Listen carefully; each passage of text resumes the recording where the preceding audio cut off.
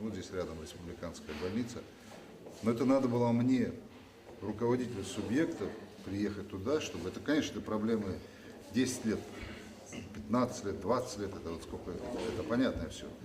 Но до меня, до того, пока должен прийти президент там что-то сделать, 17 начальников, начиная от такого самого, то есть которые должны это сказать, которые это должны привести в соответствие, которые навести там порядок, оказать помощь людям, решить проблемы человеческие, там, проблемы санитарок, медсестер, врачей, значит, обслуживающего персонала. Поэтому у нас, я думаю, что должно быть понимание того, что это наше.